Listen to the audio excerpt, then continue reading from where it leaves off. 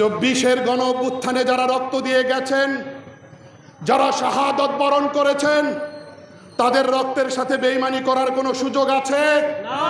জিজ্ঞেস করতে চাই, কোনো সুযোগ আছে?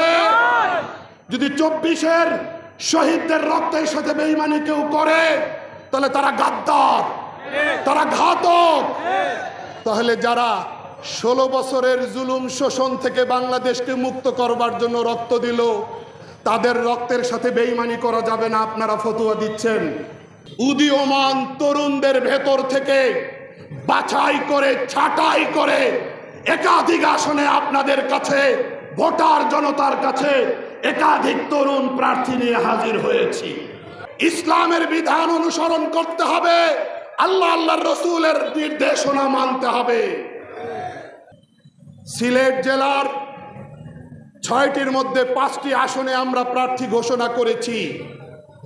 সিলেট 6 আসন, একটি গুরুত্বপূর্ণ আসন। আমরা এই আসনটিকে যথেষ্ট গুরুত্বপূর্ণ মনে করি। আসনটি আমাদের কাছে গুরুত্বপূর্ণ।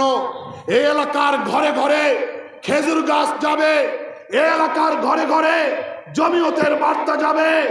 এই এলাকার মানুষ জমিয়তের মনোনীত প্রার্থীকে নির্বাচিত করে, যদি আপনারা আমাকে ভালোবাসেন, সমর্থন করেন, ইনশাআল্লাহ আমি আমার সর্বোচ্চ দিয়ে গোলাপগঞ্জ বিয়ানীবাজারবাসীর খেদমত করে যাব।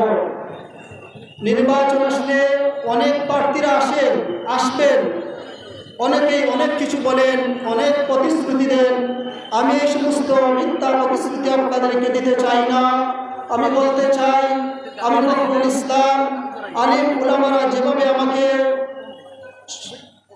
খেজুর গাছ প্রতীক নিয়ে আপনাদের সামনে পাঠিয়েছেন, ইনশাআল্লাহ আমি সেই আলিম উলামার সম্মানে আপনাদের পাশে সব সময় থাকব।